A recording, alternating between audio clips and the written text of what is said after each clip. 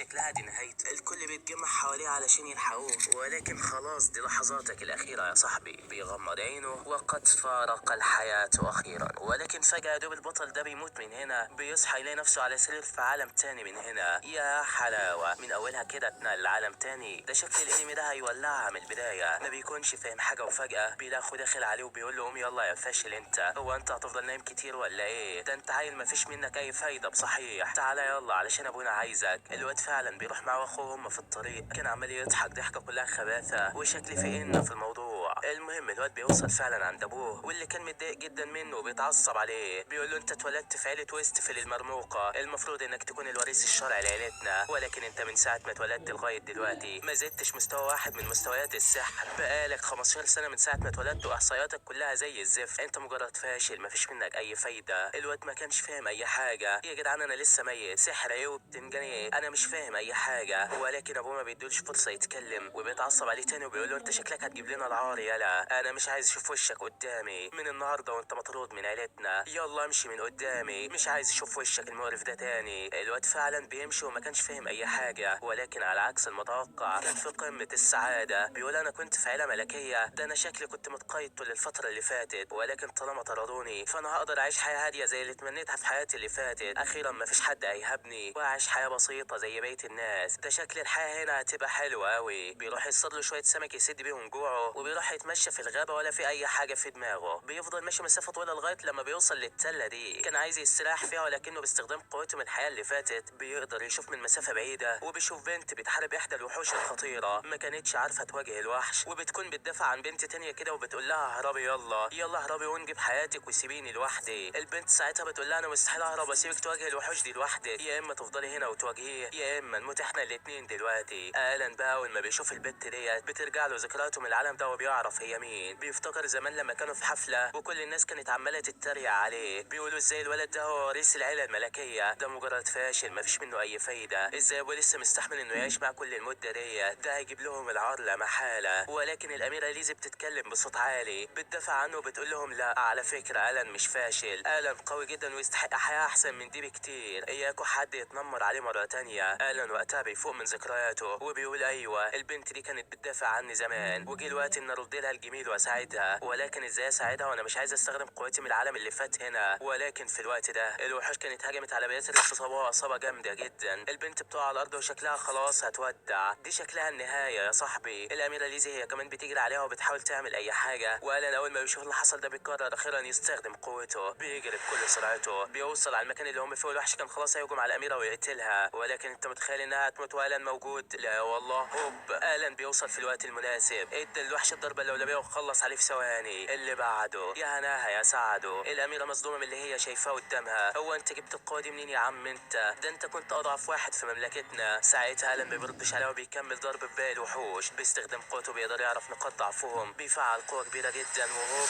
طريق السلامة انت. الان خلص على كل الموجودين، واللي هيقابله هيحط له بتدين. القوة دي كلها يا ابني الاميرة ليزي بتكون مبهورة من اللي شايفاه قدامها، ولكنها بتفتكر ان المساعدة بتاعتها اتصابت اصابة خطيرة جدا. بتقعد تعيط عليها وخلاص شكلها دي النهاية. بياتريس قبل ما بتموت بتشكر الان على حمايته للاميرة، ولكن برضه انت مفكر الان هيسيبها تموت بالسهولة دي؟ لا والله. الواد بيقول لها انا هعالجك ما تقلقيش، مفيش حد هيحصل له حاجة طالما انا موجود. على طول بيفعل قدرة شفاء اسطورية وبيقدر فعلا يعالجها. البنات بيكونوا مصدومين جدا من قوته، بيقولوا له هو انت اكتسبت القوة دي كلها منين وامتى؟ انت ازاي بقيت جبارة وكده؟ الان ما كانش عايز يقول لهم انه ورث قوته دي من حياته اللي فاتت، وبيحاول يحاور عليهم ويتوه في الكلام. بيقول لهم القوة دي اكتسبتها بالصدفة مش اكتر، ما تشغلوش بالكم كتير. البنات فعلا بيصدقوا كلامه، والواد بيسألهم ايه اللي جابكم هنا في المنطقة المقطوعة دي لوحدكم؟ هو انتوا جيتوا للموت بايديكم ولا ايه؟ الاميرة بتقول انا قبل فترة شفت رؤيا بتقول اني هروح للمناطق الحدودية، انا كنت رايحة لهناك ولكن في طريقي قابلت الوحوش ديت، مش عارفة من غيرك كنا هنعمل ايه والله. بس انت كمان ايه اللي جابك هنا؟ الواد بيقول لهم يلا بس نكمل رحلتنا واحكي لكم كل حاجة هناك. وفعلا بيركبوا العربية وقلم بيحكي لهم كل حاجة من طقطق لسلام عليكم. ليزي بتتصدم احترام. بتقول له هو انت عيلتك بيعاملوك بقسوه كده ليه؟ انت ازاي متحمل كل القهر ده وساكت عليه؟ يا ستي حصل اللي حصل بقى، ولكني دلوقتي في طريق للمناطق الحدوديه انا كمان. انا ما اعرفش هتكون عامله ازاي، بس اتمنى انها تكون حته هاديه. المهم ساعتها بيوصلوا فعلا وبيدخلوا احدى القرى، وبيكونوا مستغربين جدا لان مفيش اي وحوش هجمتهم طول السكه. اكيد في حاجه منع الوحوش توصل لنا. بعدها بيشوفوا اهل القريه متجمعين عند بيت احدى المدنيين. بيروحوا هناك وبيلاقوا الراجل ده بيطرد البنت دي من بيته. بيقول لها امشي يلا، انا ما عنديش اي حاجه اقولها لك. ساعتها ليزي بتروح لها وبتكون عارفاها وبتكلمها. الان بيسالهم هي مين وايه اللي بيحصل هنا بالظبط. بياتريس بدات تحكي له، بتقول له بان كل جيل بيتولد شخص يسمى البطل. الشخص ده بيمتلك قوه 1000 محارب، وحاليا البطله دي هي اكيرا. هي دي نفس البنت اللي قدامك دلوقتي. الواد بيقول لها تمام، وبعدها بيروحوا علشان يتغدوا. بيقعدوا كلهم وبيسالوا اكيرا عن الراجل ده طردها ليه، انت جيتي هنا ليه من الاساس؟ ساعتها بتقول لهم انا بسافر وبتجول كتير حوالين العالم، ولكن وانا معديه جنب القريه دي شفت بنت صغيره بتجري وخايفه جدا. فيما بعد عرفت منها بانها تتقدم كقربان لاحدى التنانين. التنين ده بيدمر محاصيلهم وبيقتلهم بدون اي رحمه. علشان كده اهالي القريه كل فتره بيقدموا قربان للتنين ده علشان يوقف اللي بيعمله. ولما جيت هنا علشان استفسر من شيخ القريه طردني وهزاني زي ما انتوا شفتوا بالظبط. انا مش عارف اعمل ايه دلوقتي. ساعتها الان بيقول لهم اهالي القريه ما قدامهمش حل تاني، دول بيقدموا القرابين دي للتنين مقابل حمايته. احنا لازم نبيد التنين ده عن بقرة ابي ونخلصهم من العذاب اللي هم عايشين فيه كل يوم ده. ليزي هي كمان بتسال اكيرا عن مكان البنت دي وهي ودتها فين، فبتقول لها انا خبيتها في احدى الكهوف البعيده علشان اهل القريه لو شافوها يقدموها قربان للتنين. انا مش هسمح بده يحصل ابدا، ويلا مع السلامه دلوقتي علشان انا رايح اخلص على التنين ده واحمي البنت الصغيره منه. ساعتها ليزي وبياتريس بيقولوا لالين احنا كمان هنروح معاها. شكرا ليك يا عم علشان وصلتنا لهنا. ولكن الان عمره ما هيسيبهم بالسهوله ديت، عمره ما هيشوفهم محتاجين المساعده وهيسيبهم ويمشي. بيقول لهم انا جاي معاكم، مش هسيب التنين ده يعمل لكم اي حاجه. البنات وقتها بتفرح وبيقولوا له تمام يا عم يلا بينا. بينطلقوا كلهم على الجبل اللي فيه التنين، وقبل ما يوصلوا بشويه اكيرا بتقول لهم الخطه بتاعتنا كالاتي، انا هتقدم وهاجم على التنين على طول، وانتوا هتلفوا من ورا الجبل وهنعمل عليه كماشه هنقتله في ثواني معدوده. العيال بيقولوا لها تمام، وفعلا بيتفرقوا علشان ينفذوا خطتهم. على طول اكيرا بتروح للتنين وبتهجم عليه بكل قوتها. التنين اول ما يشوفها بيهجم عليها هجمات ناريه ولكنها بتفاديها. ولكن اكيرا هي كمان بتجمع قوه البرق وبتهجم عليه. الضربه بتيجي فيه وبتصيبه فعلا، ولكن دي زغزغه بالنسبه له مش اكتر. لسه هتهجم عليه تاني ولكن التنين بيكلمها، بيضحك ضحكه كلها خباثه وبيقول لها بص جنبك كده. بتبص وبتشوف الصدمه، نفس البنت اللي خبتها قبل كده موجوده في الكهف وحالتها تصعب على الكافر. البنت ساعتها بتتعصب جامد، بتجمع كل قوتها، بتقول له انا هخلص عليك. بتطلع قوه جباره فعلا، بتهجم عليه بالبرق بتاعها. فعلا البرق بيحاطه من كل اتجاه، ولكن انت مفكر ان ده هيفرق معاه؟ لا والله، الوحش ولا بيتهز من مكانه حتى. بيقول لها ايه ده، هو انت جيتي هنا علشان تلعبي معايا ولا ايه؟ خدي ديت. بمجرد ما التنين بيهز ديله البنت بتترزع على الارض ومش بتقدر تتحرك. بتقول له ازاي التنين ده قوي جدا، وايه القوه الجباره ديت؟ شكل كده هي دي نهايتي خلاص. التنين بيقرب منها وبيجمع كل قوته وخلاص هيخلص عليها، ولكن هوب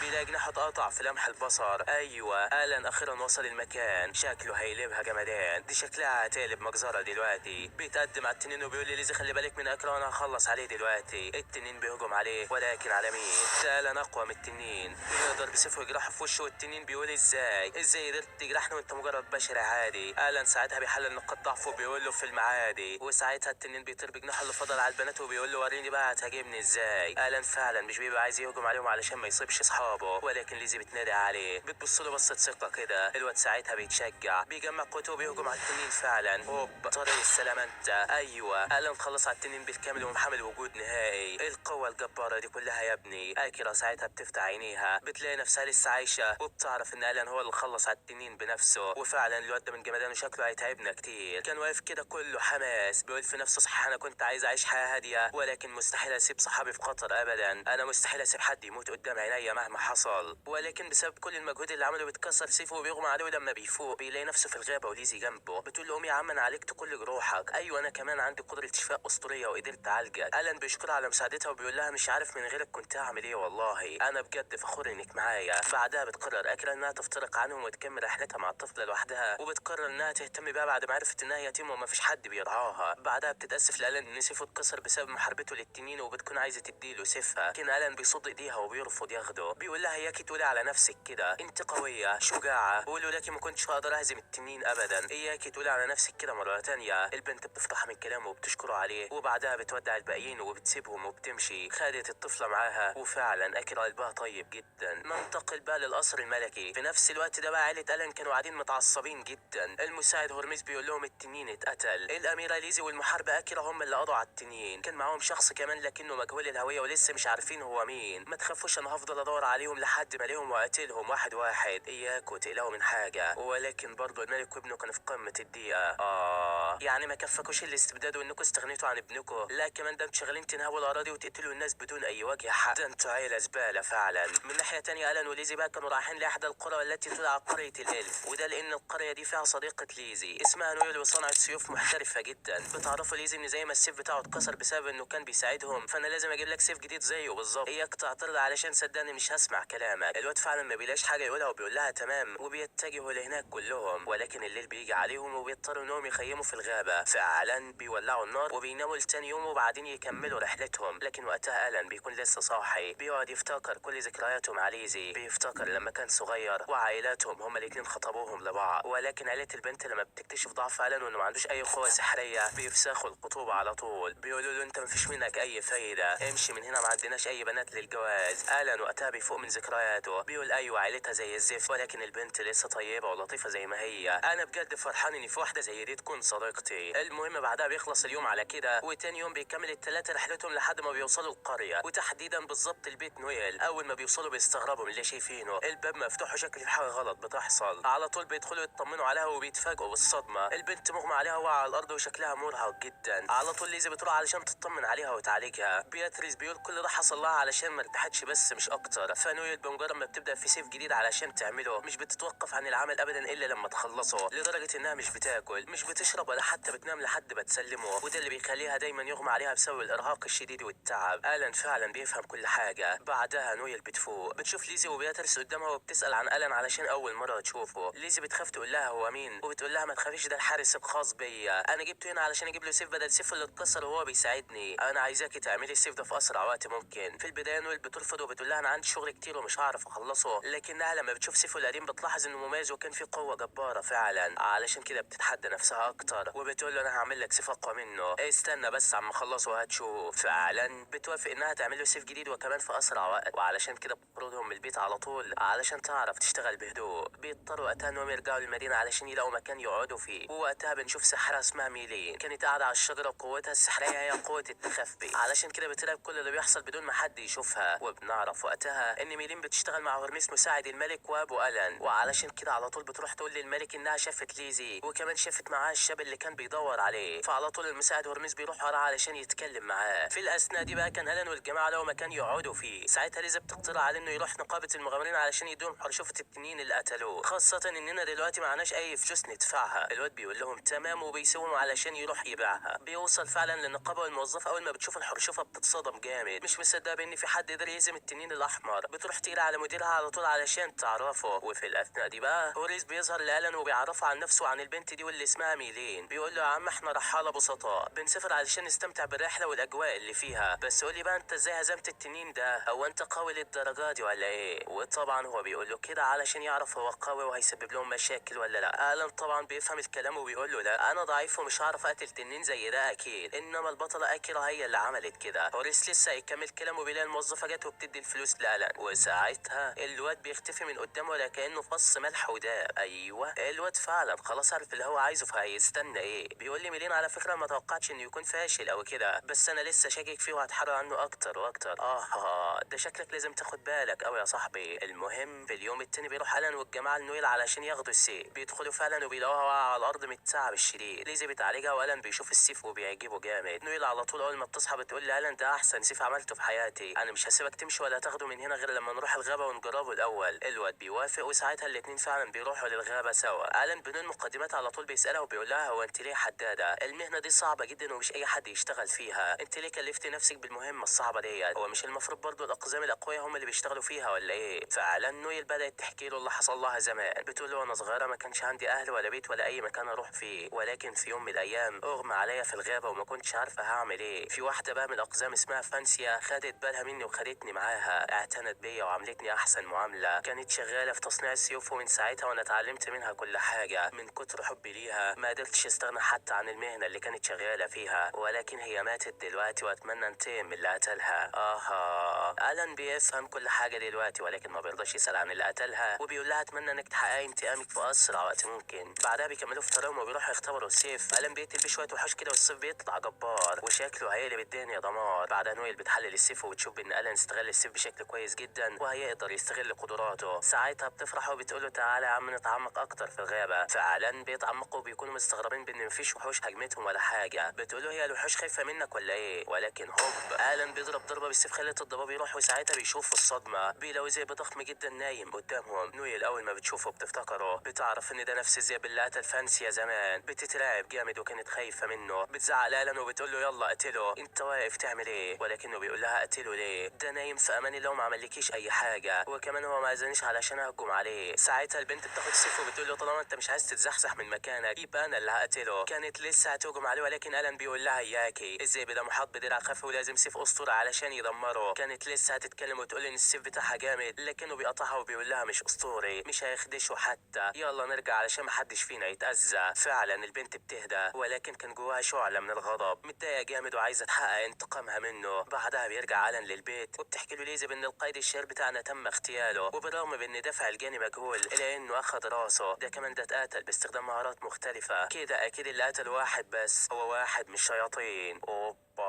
ولكن ألان بيكون مستغرب وبيقول لهم ازاي شيطان يغتال بشر بدون وجه حق. بياتريس بتقول له الظاهر كده ان في واحد اتحالف مع شيطان من المملكه علشان يعمل كده، وشكل في ان في الموضوع يا صاحبي. من جانب تاني بقى ميلين بتكون مستغربه بان ألان شاف الدرع وده لانها بتراقبهم وهي مختفيه. بتروح تحكي للمساعد وبيكون مستغرب هو كمان من قوته. بيقول لها المهم دلوقتي انت هتروحي وتقتلي الاميره ومساعدتها ازاي؟ البنت بتتردد ولكنه بيتعصب وبيقول لها يلا روحي واقتليها، انت واقفه هنا تعملي ايه؟ يلا امشي من قدامي. البنت وقتها بتترعب منه وبتقول له تمام، وشكله كده ماسك عليها حاجه يا صديقي. من جانب تاني بقى كانت نويل عماله تطور في سيف ألان علشان يكون اسطوري وتقدر تقتل الذئب بيه، ولكنها من كتر التعب بيغمى عليها. بتبدا تحلم بذكرياتها زمان لما هوريس كان بيحارب فانسيا وهو راكب الذئب علشان يقتلها، وده لانهم مش عايزين حد زيها يصنع سيوف قويه تكون سبب في خطر عليهم بعد كده. هوريس بيؤمر الذئب بيهجم عليها وفعلا الاتنين بيهجموا على بعض، ولكن بسبب الدرع الاسطوري اللي بيحميه سيفها بيتكسر وهوب الذئب قتلها في ثواني، خلص عليها بدون اي رحمه. نويل كانت بتشاهد كل ده وكانت في قمه الصدمه، بتصرخ جامد. الذئب هو كمان كان لسه هيخلص عليها وبوم بيلاقي برق بيصيبه. ايوه اكيرا وصلت للمكان في اخر لحظه وبتحميها منه، بتهجم عليه تاني وفعلا بتقدر تصيبه. هوريس بيعرف فعلا انه مش هيقدر يسد قصادها، بيقرر ينسحب ويسيبهم ويمشي بعد ما حقق هدفه وقتل فانسي خلاص.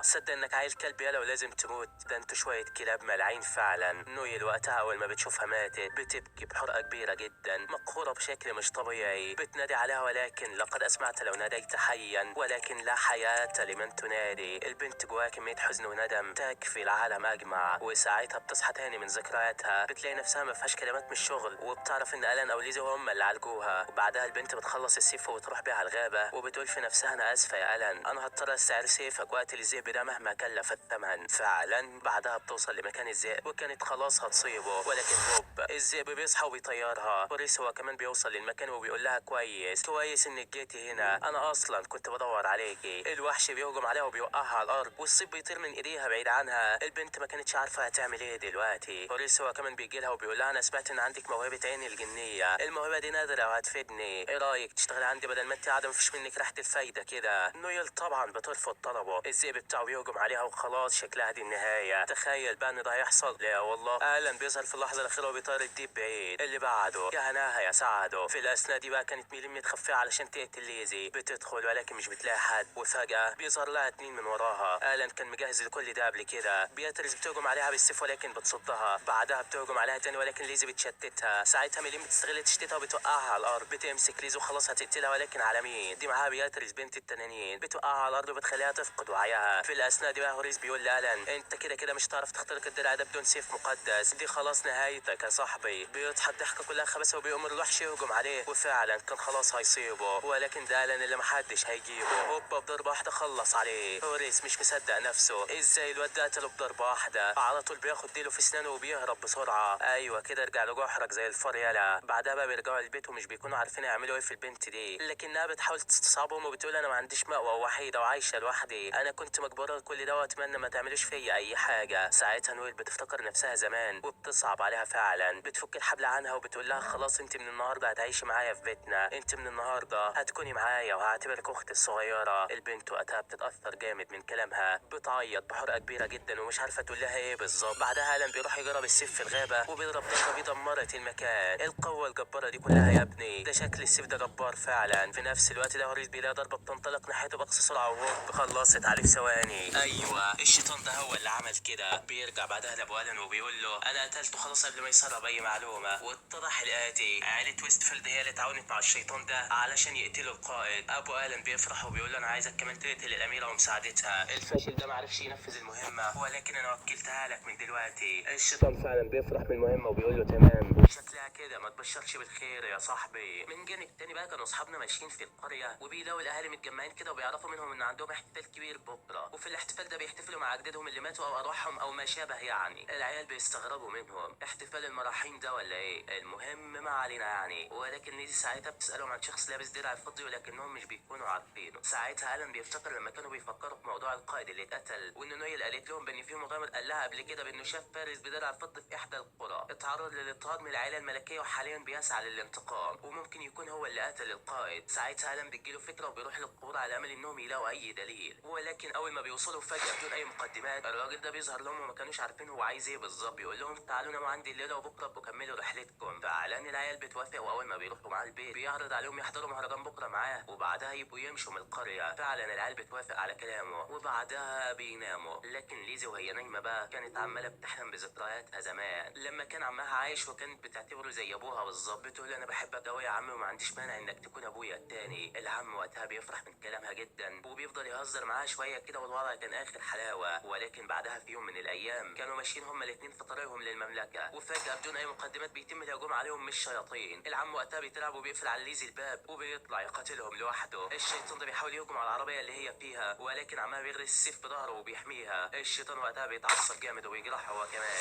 وهوب بيقع الاتنين من فوق الوادي. ساعتها البنت بتصحى من النوم وهي مفزوعه على الاخر وبتصرخ. الن بيفوق على سرقتها وبيروح يقعد يطمنها. البنت وقتها بتحضنه من الخوف وكانت مرعوبه جدا. بعدها بقى بيجي اليوم التاني وكل اهالي القريه بيحتفلوا فرحانين على الاخر. العيال بيكونوا مستغربين من اللي هم بيعملوه ده. الراجل ده بيطلب منهم يشاركهم وليزي ساعتها بتقول لهم روحوا انتوا وانا هفضل هنا. ولكن فجاه بدون اي مقدمات صوت عمها بيناديها وبتبص عليه بتلاقيه رايح الغابه. البنت على طول بتجري عليه بكل سرعتها علشان تقابل عمها اللي ما شفتوش من سنين. بتوصل فعلا عنده بتقول له انت زي لسه عايش يا عمي، احنا دورنا عليك كتير وما لقيناكاش، هو انت كنت فين طول الفتره اللي فاتت؟ ساعتها بيقول لها انا اصلا بكره العيله المالكه وبكره ابوكي. ده انت ابوك ما بيحبش حد يا بنتي وحتى بيكرهك انت كمان. بيكره كل الاشخاص اللي عندهم قدرات زيك كده. اي حد عنده قدرات خارقه او سحريه ابوك عايز يتخلص منه ويقتله. ابعدي عنه وتعالي معايا صدقيني انا عايز احميكي. البنت فعلا مش بتصدقه بتقول لابويا مستحيل يعمل كده، ابويا اكتر واحد بيحبني في العالم دوت. هو انت عاوز توصل لايه بس؟ ولكن فعلا ده مش عمها، ده باين ان عليه احدى التعويذ هي اللي بتتحكم فيه. بيقول لها طالما كده فانا اللي هريحك. على طول بيجهز سيفه وبيهجم عليها بكل قوته. خلاص هيقتلها ولكن انت متخيل انها هتموت؟ اقول لها معاي لا والله. هوب الن بيوصل في اخر لحظه وبيصد ضربته وبيبعدوا عنه. العم اول ما بيشوفه بيفتكره بيقول له انا عارفك يالا، انت خطيب ليزي السابق صح؟ انت عيل فاشل ما عندكش اي طاقه سحريه مفكر انك هتقدر تهزمني ولا ايه؟ وهوب الن بيفك التعويذه اللي عليه بيقول له ارجع لطبيعتك بقى. فعلا العم بيرجع لطبيعته بيتدارك الموقف واللي عمله وبيعتذر لليزي على كل اللي قاله. بيتاسف لها كمان على اللي عمله. بعدها بيبص لالن كده وبيقول له خلي بالك عليها، اياك تسيب اي حاجه تاذيها. الن بيقول له يا عم من غير ما تقول اصلا هعمل كده، ما تخافش طالما هي معايا فمش هسيب اي حاجه تحصل لها. ساعتها العم بيفرح من كلامه جدا وبيقول له يا ابني انا روحي هتختفي كمان شويه، انا عندي طلب اخير قبل ما اموت، يلا تعالى وبارزني. دي اكتر حاجه كنت بحبها وانا عايش وانا عايز احس بالشعور ده من تاني. الن وقتها بيفهم كلامه وبيقول له تمام. وفعلا بدأوا هما الاتنين يتبرزوا. الن طبعا بيفوز عليه والعم بيقع على الارض مهزوم. خلاص جه الوقت اللي هو يسيبهم ويمشي. على طول بيبص لليزي وهو واقع على الارض كده وبيودعها. بيقول لها انا كنت بعتبرك دايما بنتي الوحيده، انت اعز حاجه عندي يا ليزي. وبعدها تاثير التعويذه بيروح وخلاص بيفارق الحياه. وفعلا مشهد مؤثر بكل ما تحمله الكلمه من معنى.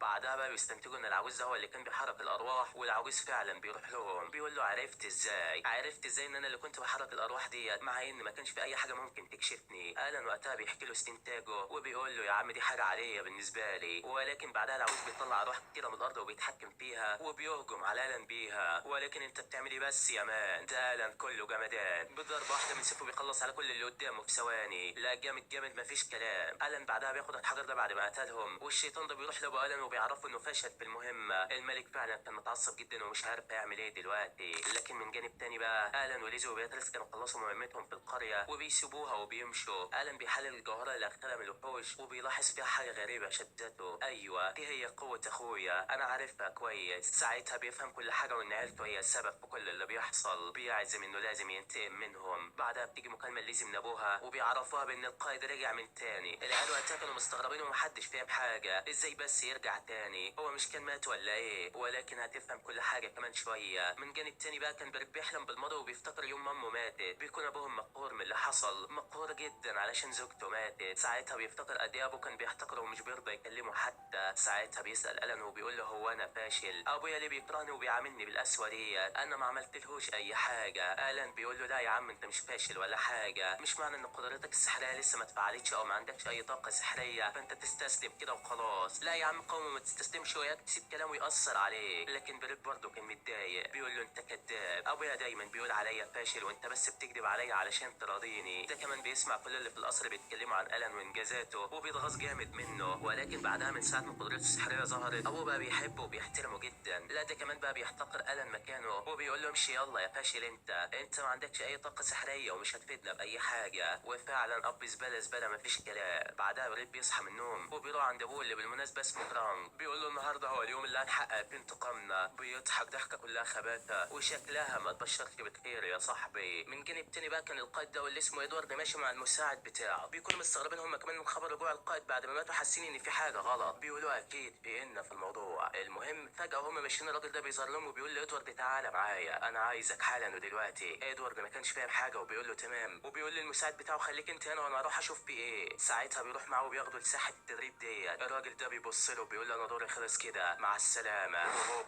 اختفى من المكان. ادوارد مستغرب ومش فاهم اي حاجه. بيلاقي سيف جاي من وراه كانه بيصده. بيبص على اللي هاجم عليه، فعلا بيلاقيه ده هو ملك الدوله كيريج والد ألان. صدمه بكل المقاييس. هو انت ايه اللي جابك هنا يا عم انت؟ كيريج وقتها بيضحك ضحكه كلها خباثه وهوب بيهجم عليه تاني. ادوارد مش فاهم اي حاجه. بيقول له انت عايز ايه يا عم انت اللي بتهجم عليا؟ هو انت مش فاكر اني حطيت عليك زمان ولا ايه؟ كيريج بيقول له صح احنا اتبارزنا زمان كتير ولكن دلوقتي جه وقت التكفير. انا مش فارقه معايا الحياه ومش هرحمك دلوقتي. وشكلها ما تبشرش بالخير يا صاحبي. من جانب تاني بقى كانت اكيرا وميسا ماشيين في الغابه لوحدهم، وفجاه وهما ماشيين اكيرا بتحس بحاجه غريبه. بتروح للمكان ده وبتحس بحد حواليها. بتقول له انت هتفضل مستخبي كده ولا ايه؟ ما تخليك شجاع واظهر نفسك يلا. وهوب الشياطين دول بيظهروا قدامها. يا حلاوه، هو انتوا جيتوا منين يا عم انت؟ بتقول لهم هو انتوا فاكرين انكم كده هتقدروا عليا ولا ايه؟ الشيطان ده بيقول لها ولا ايه احنا مش هنقدر عليكي بس ده احنا هنموتك دلوقتي. وهوب بيفعل ختم كان مخفي على ميسا. بيقول لها ايوه احنا حاطين ختم على معظم سكان المدينه. الختم ده هينفجر ويموت صاحبه بمجرد ما النار تلمسه. ورينا بقى هتعملي ايه يا شاطره انت؟ هل هتهربي وتسيبي البنت الصغيره تموت كده عادي ولا هتفضلي هنا وتموتي معاها؟ اكيرا مش عارفه هتعمل ايه، محطوطه في موقف لا تحسد عليه لكنها برضه مش بتستسلم وبتتشجع وبتحضن البنت جامد. الشيطان بيهجم عليها بهجمه ناريه وخلاص شكلها دي النهايه. لكن هوب فجاه بدون اي مقدمه الدرع بيظهر وبيحميهم. اكيرا مش فاهمه حاجه، هو الدرع ده جه منين بالظبط؟ لكن اتضح ان الان هو اللي لغى الختم اللي عليها وحط عليهم درع ده علشان يحميهم. اكيرا وقتها بتفهم اللي حصل. بتقول لهم تعالوا لي بقى. هجمت عليهم وخلصت عليهم في ثواني. اللي بعده يا هناها يا سعده. من جانب تاني بقى القائد سالوس بيظهر للشعب وبيعتذر لهم على اللي حصل الفتره الاخيره والاشاعات اللي قالت انه مات. ولكن فعلا هو كان مات، وبريت هو اللي بيتحكم بقى عن طريق قوته من ورا الباب دوت وقدرته انه يتحكم في اي جثه لكن بشرط انه يكون مع راسه. فعلا ده كميه خبث مش طبيعيه. سالوس بيقول لهم احنا القدرات بتاعتنا هي اللي بتحدد مستقبلنا، هي اللي بتجدد وظائفنا، لكن حان الوقت الان، حان الوقت اننا نتحرر منها. احنا لازم كلنا نسيب قدراتنا ونعيش بحريه، لازم نعيش حياتنا بكل اريحيه. الشعب وقتها كانوا مستغربين ومش فاهمين اي حاجه. هو انت ليه مش عايزنا نستخدم قوتنا؟ برين وقتها بيطلع لهم وبيقول لهم بصوا هناك كده. بيبصوا وبيتفاجئوا بوحش قوي جدا قدامهم. بريد بيقول لهم ده اقوى من 10,000 جندي منكم وهيقدر يحميكم. القائد سالس هو كمان بيأكد على كلامه. الشعب فعلا بيصدقوا لكن برضه الوحش ده مش هيقدر يحمينا لوحده. ده لو حصل علينا اي هجوم قوي مش هيقدر يعمل حاجه. لكن بريد برضه كان عامل ده في حسبانه. بيقول لهم انا باستخدام قوه التحكم بالدم اللي عندي هقدر اظبطكم وهديكم القدرات اللي تحتاجوها. احنا عايزين عالم نظيف وما فيهوش اي حاجه تاذينا. الشعب فعلا بيقتنع بكلامه. بريد كان في قمه السعاده. بيقول انا كده هكون اهم رجل في العالم باستخدام قدرتي، كده كل الناس هتكون محتاجاني. دلوقتي، لكن برضه كان في سؤال، لما انت يا بريد تموت هنعمل ايه؟ بريد بيقول لهم ما تقلقوش انا عندي الحل اللي هيساعدكم. وهوب الشيطان ده بيظهر نفسه قدامهم، الشعب كله بيترعب من اللي شايفينه، لكن بريد بيهديهم وبيقول لهم احنا عرفنا نتعاون مع الشياطين، هيمدونا بقوتهم بعد كده، احنا لازم نتكاتف نتعاون ونبقى كلنا شعب واحد ونعيش بحرية. الشعب فعلا بيقتنعوا بكلامه، بيهتفوا له باسمه في كل ارجاء المكان، وشكل الجاي كله خبث مفيش امان. من ناحية تانية كانت المواجهة مستمرة بين كيريج وادوارد، كيريج بيكون له الافضلية وبيوقعه على الارض وبيوجه سيفه عليه وخلاص شكلها دي النهاية، لكن ساعتها بيحضر في المكان شيطان متخفي. كيريج بيقول له ها انت خلصت على البطل ولا لسه؟ وهو بيهجم عليه وبيبعده. ده مش شيطان، لا دي اكيرا كانت متخفية بهجومه. كيريج اتصدم من اللي شايفه ومش فاهم اي حاجة، هو ايه اللي بيحصل بالظبط؟ وفي نفس الوقت بقى اللي كان بيكمل خطابه للشعب وبيقول لهم انا باستخدام قدرتي الكل هيحصل على القدرة اللي عايزها، اي حد يتمنى بس وانا احقق له. ولكن وسط انشكاحه بيشوف ألم وسط الجمهور. اهو جالك اللي مش هيريح بالك. الواد بيتصدم اول ما بيشوفه، بيبص له بكل عصبية لكنه مش عارف هو ناوي على ايه بالظبط. بياتريس هي كمان وشوية جنود كده كانوا بيحاربوا احد الشياطين، وبتقول له يا عم انتوا هدفكم اللي بتعملوه، الهدف اللي مخلي بريت يكمل خطابه للشعب ده كله. الشيطان وقتها بيقول لها هوضح لك كل حاجة، طالما انت كده كده هتموتي دلوقتي فانا هقول لك اللي هيحصل. بيبدأ يقول لها خطتهم، وفي نفس الوقت الكلام اللي بيقوله بيظهر قدام الشعب بالكامل. ايوه دي هي خطة ألان يا صديقي، كان مخلي ميلين تستخدم قوة التخفي وتنقل كل اللي بيقوله للشعب. يا ابن الذكية الشيطان بيبدأ يقول لها خطته، بيقول لها احنا في اهداف كتير عايزين نحققها، ولكن بسبب قدرات الناس ديت ممكن يوقفونا، علشان كده احنا بنحاول نتعاون مع الشعب ونخليهم يفقدوا قدراتهم السحرية، وبكده هننفذ خطتنا بكل سهولة وبدون عقبات. جميع الناس سمعوا كل الكلام اللي قاله، بيعرفوا خطتهم، وبريد بيتعصب جامد من اللي سمعه، عارف كويس قوي ان ألان هو السبب. على طول بيستخدم قوته وبيتحكم في الجنود دول، ولكن هوب ألان بيقطع كل خيوطه. الواد بينفجر من الغضب اكتر، بيهجم عليه بالخيوط علشان يتحكم بيه، ولكن ألان مش سهل يا بيه. ابن اللعيبه بيمسكهم بكل سهوله وبيسحبوا ناحيتهم، وهوب ابلع احلى بوكس على دماغك. اللي بعده يا هناها يا سعده. من جانب تاني بقى بياتريس وميلين بيحاربوا الشيطان ده. الشيطان عارف ان قوتهم كبيره جدا ومش هيعرف يسد معاهم، لسه هيحاول يهرب ولكن ميلين بتثبته بالسكينه، وهوب بياتريس بتخلص عليه بالضربه المميته. ابلع يالا. ادوارد واكيرا هم كمان كانوا بيواجهوا كريك، والملك كان متعصب جدا وبتطلع منه هاله شيطانيه كبيره. بيفتكر مراته اللي ماتت وبيتعصب اكتر واكتر، بيستمد قوه جباره من الشيطان وبيهجم على اكيرا بيها. البنت بتحاول تصدها بقوتها ولكن مش عارفه تعمل معاها اي حاجه، الضربه قويه جدا وبتترزع في الحيطه اللي وراها. ادوارد بيصرخ عليه بيقول له اهدى يا بيه، انت لو استمريت بالقوه دي فانت كده هتاذي نفسك. بيقول له ايه اللي فيها يعني؟ فيها ايه يعني اما اعمل اللي انا عايزه؟ ما بيسمعلوش وبيهجم عليه بقوه الظلام بتاعته. القدره دي فعلا بتبلع ادوارد، والواد بيفضل يعافر ويقاوم وبيمشي لكريك وبيقول له انا اسف يا اعز اصدقائي، انا اسف علشان سبتك تعاني كل الفتره دي. ساعتها كريك بيهدى وهوب بيغرس السيف في بطنه.